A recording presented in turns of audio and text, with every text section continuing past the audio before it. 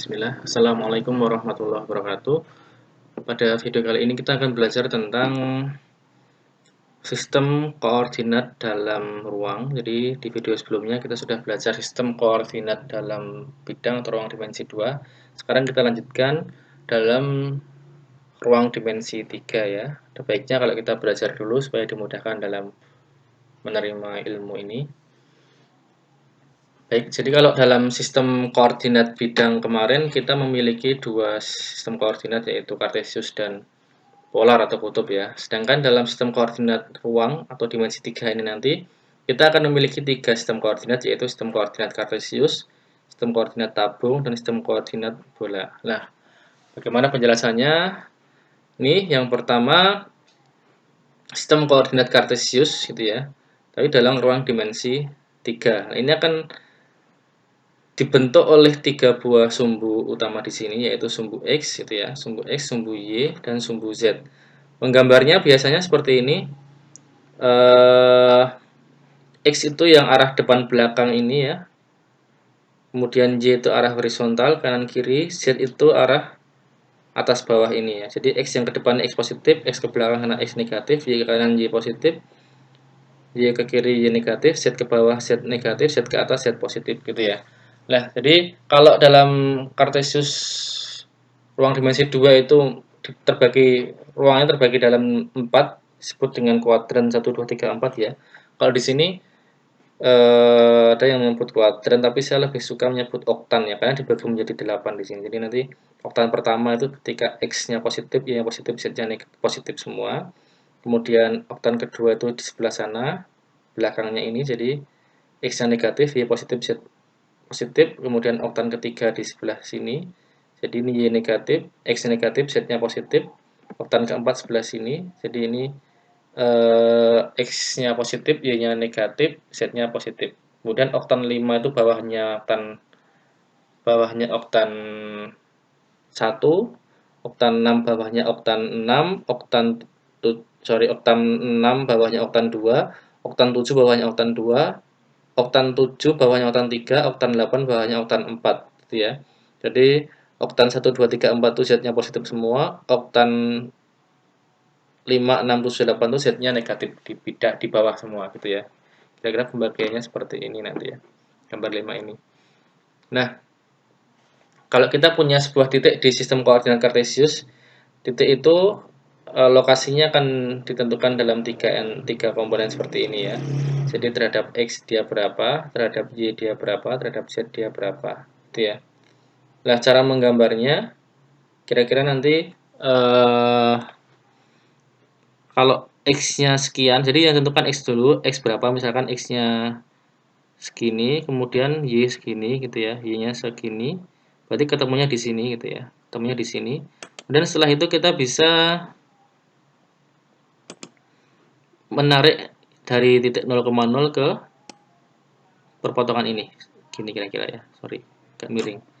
Nah kemudian Z-nya berapa, sekian satuan, ini diukur di sini dulu, diukur di sini sekian satuan, misalkan segini ya. Nah baru kita membuat garis yang sejajar dengan garis ini, miring ini, kita tarik begini nanti. Nah kemudian kita menarik garis putus-putus ke atas ini sehingga kita akan ketemu apa namanya ini titiknya di sini. Jadi ini sejajar ini ya, garis ini sejajar dengan yang merah ini. Itu kira-kira cara menentukan titik dalam ruang dimensi 3 ya. Nah berikutnya yang kedua dalam ruang dimensi 3 kita punya sistem koordinat tabung. Jadi kalau dalam sistem koordinat dimensi 2 tadi kita punya kutub atau polar, di ruang dimensi 3 ini kita punya tabung atau dalam bahasa Inggrisnya apa ya? Silindris ya. Silindris koordinat sistem kalau nggak salah ya. Nah ini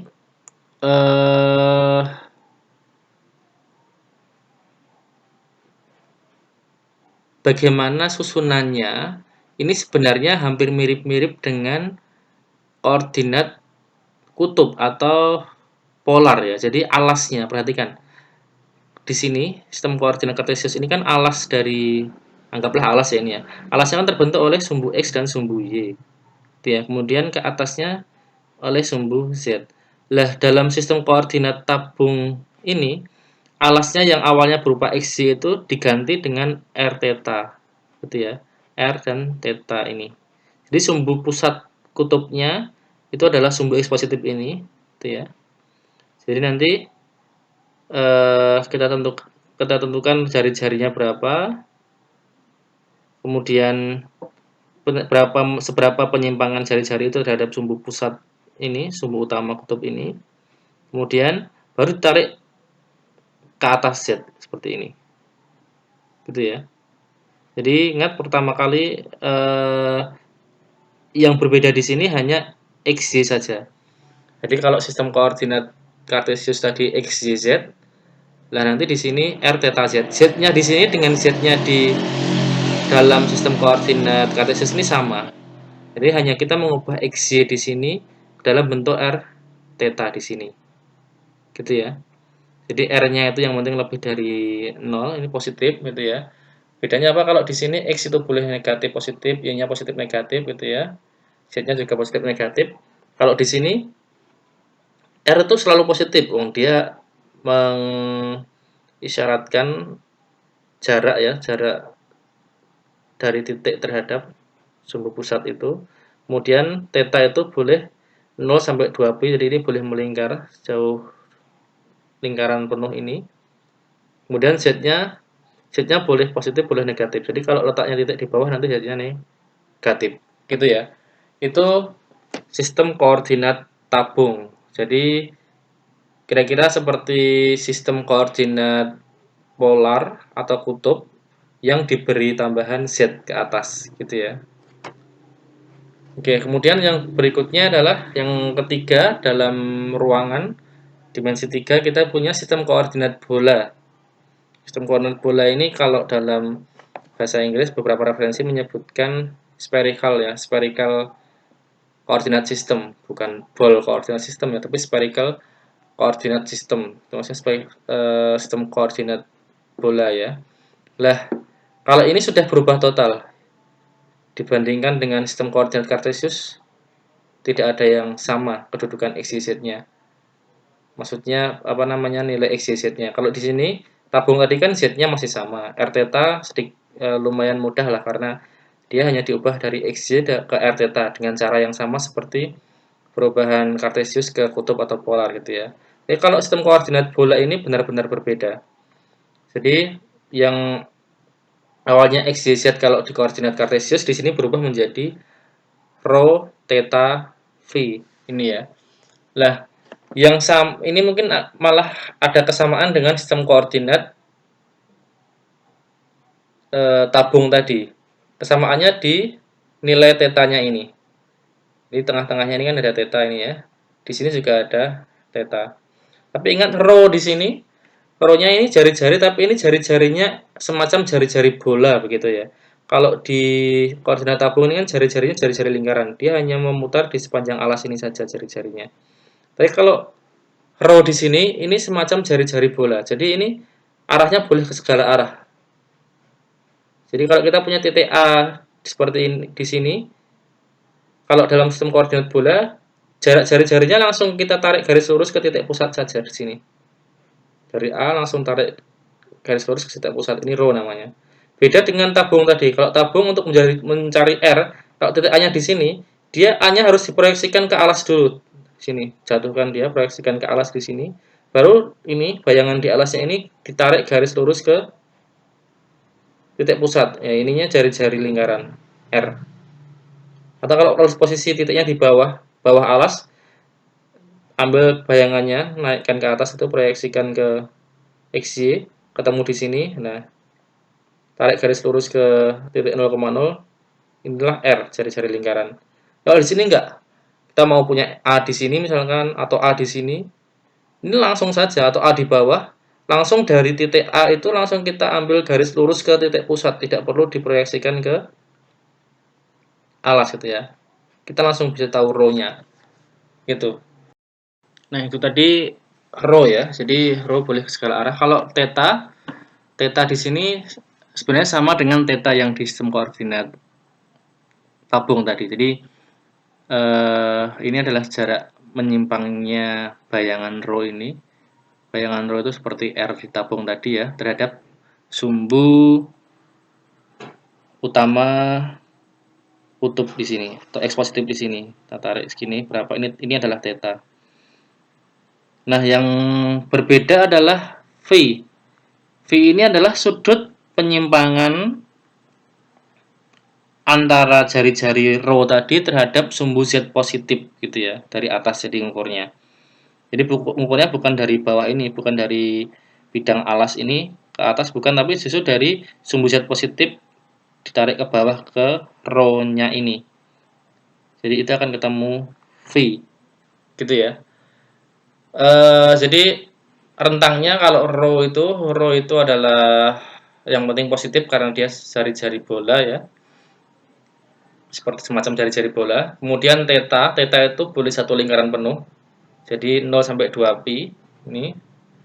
Kemudian nah V ini yang berbeda, V ini hanya 0 sampai pi saja, setengah lingkaran. Z positif ke Z negatif sini saja jatuhnya, maksimal segitu. Nah mungkin nanti ada pertanyaan, gimana kalau titiknya di sebelah sini gitu. Nah itu bukan tetanya yang berputar lebih dari 180, tapi bukan V-nya yang berputar lebih dari 180, tapi tetanya itu yang main. Sebagai contoh gini, kalau kita mengambil titik itu berada di sumbu Y negatif, misalkan ini ada sumbu Y negatif di sini. Kemudian kita punya titik B di sini misalkan gitu ya, ini titik B. Lah, bagaimana kedudukan titik B ini? Yang pertama tentunya dia punya rho ya, rho dia langsung kita tarik saja garis lurus ke sumbu ke titik pusat ini ketemu rho-nya sekian gitu. Dan yang kedua theta itu berarti berputar ke sana dari sini dari sumbu X positif berputar ke sini. Berarti berapa ini tetanya? 270 ya atau 3/2 pi. Nah, yang terakhir ini V-nya berapa?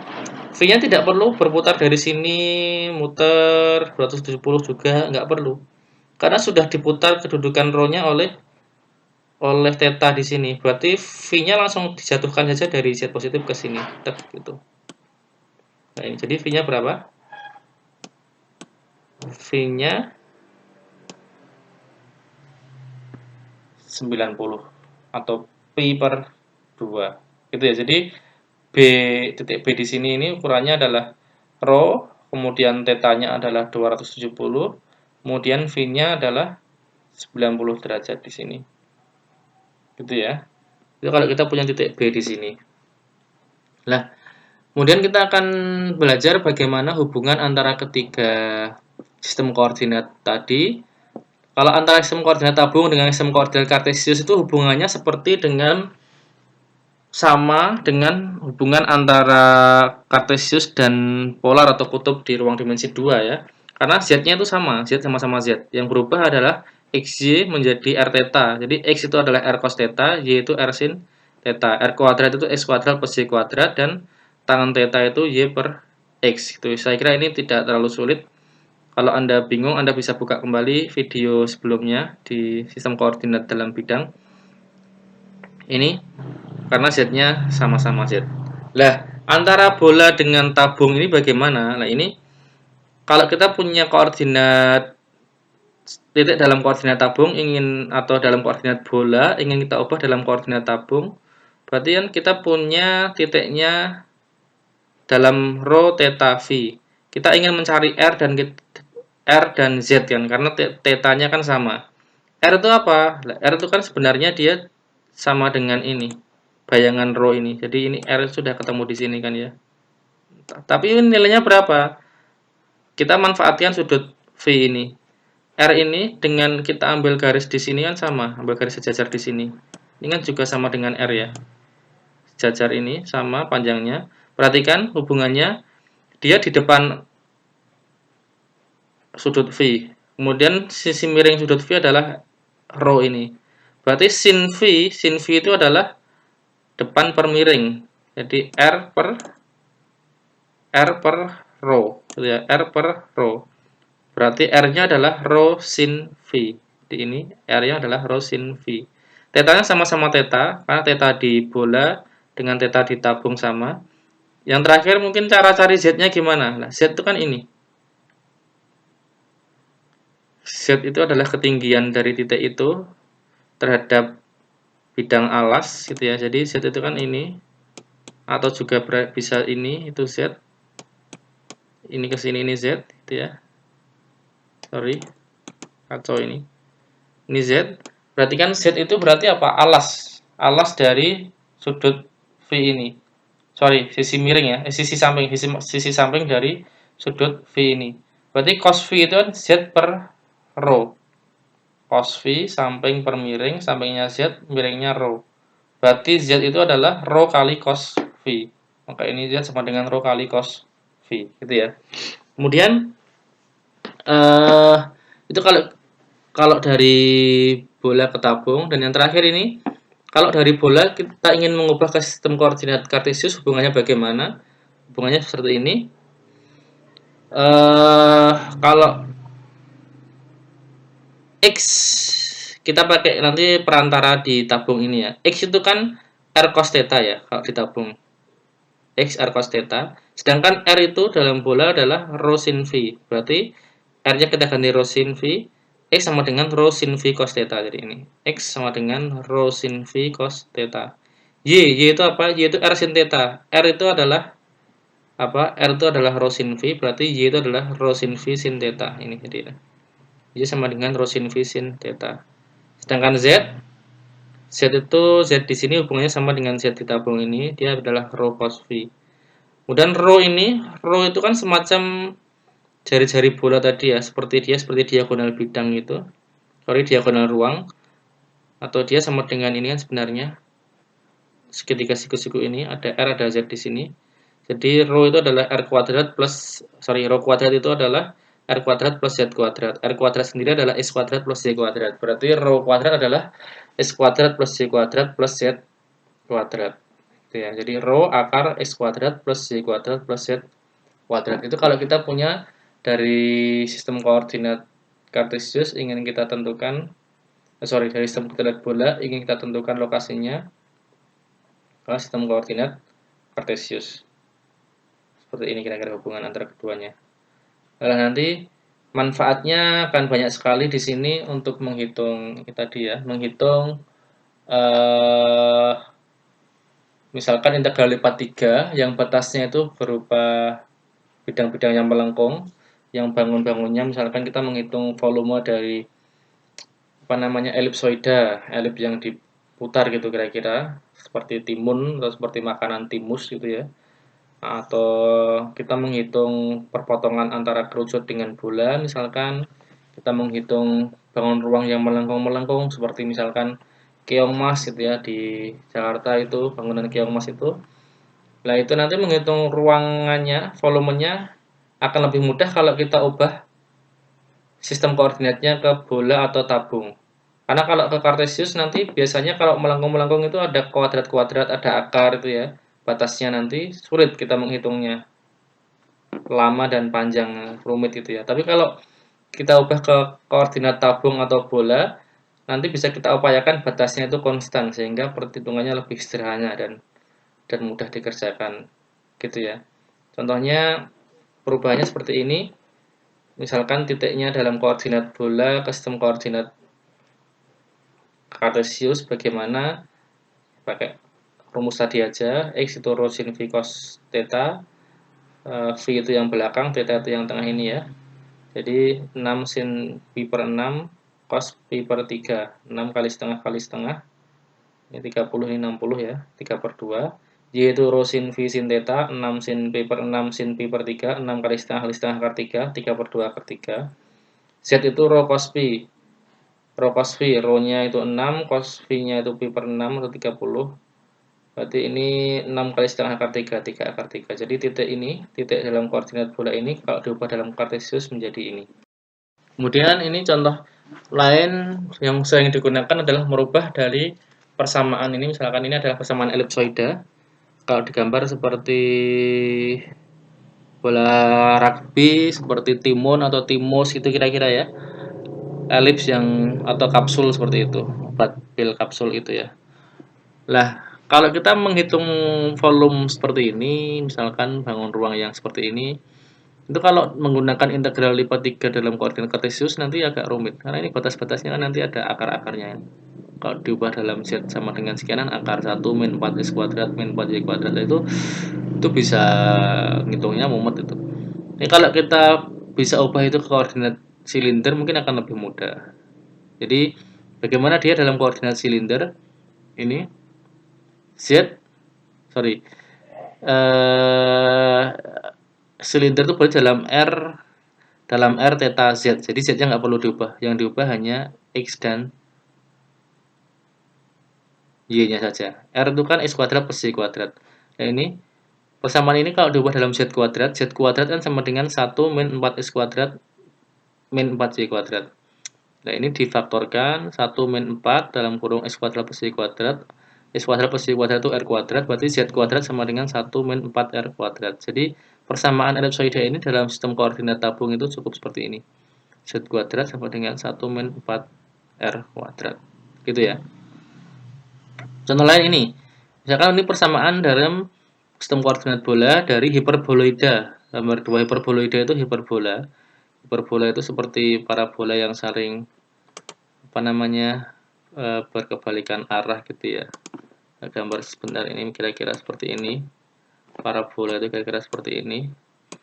Ini berdaun dua. Ini kalau ini kita putar mengelilingi sumbu X, ini kira-kira akan seperti mangkok yang saling menghadap ke kanan dan ke kiri ini ya.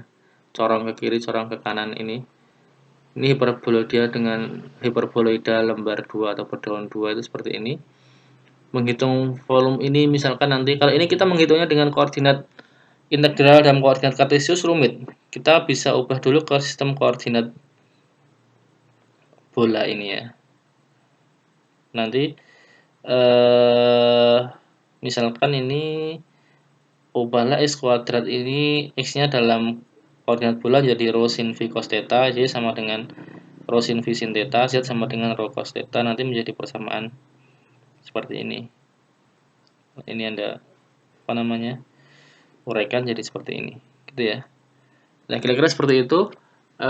Mungkin nanti aplikasinya, pemanfaatannya langsung saja ke mata kuliah kalkulus berubah banyak. Nanti insya Allah akan saya upload juga terkait dengan integral lipat 3 nanti ya, untuk menghitung volume-volume dari benda-benda berbentuk ruangan yang melingkar-melingkar, melengkung-melengkung seperti itu, bagaimana perubahan koordinatnya.